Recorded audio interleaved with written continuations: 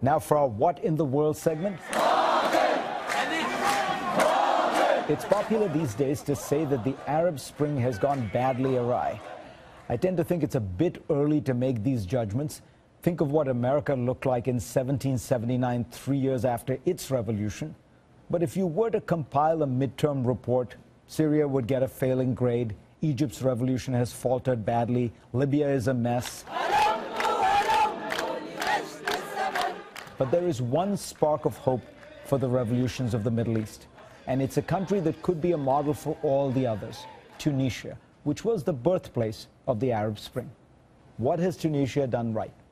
Well, let's start with history. Tunisia has been quite different from Egypt and its neighbors for centuries. It was the first Arab state to develop a modern constitution, all the way back in 1861. Over time, Tunisia has developed stronger civic institutions than its Arab neighbors, including a human rights league that was founded nearly 4 decades ago.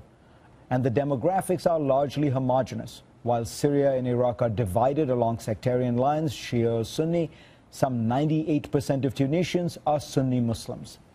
But perhaps more important than all of these historic differences are the choices that modern Tunisians have made.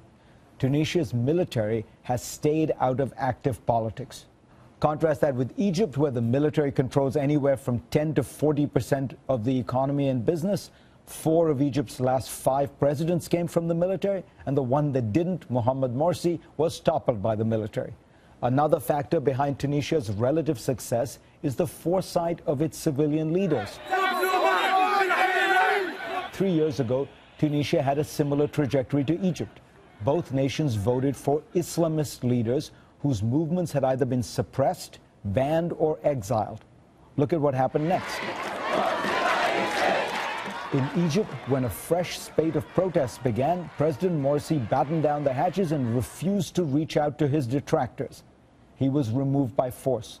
On the other hand, in Tunisia, the coalition government actually stepped aside of its own accord, handing power to a temporary government. Now, that is how democracy is supposed to work, by making painful compromises. In Cairo, people didn't make those kinds of concessions. Egypt's Islamists wanted to push through a constitution that would be unacceptable to liberals and then to rule by presidential decree.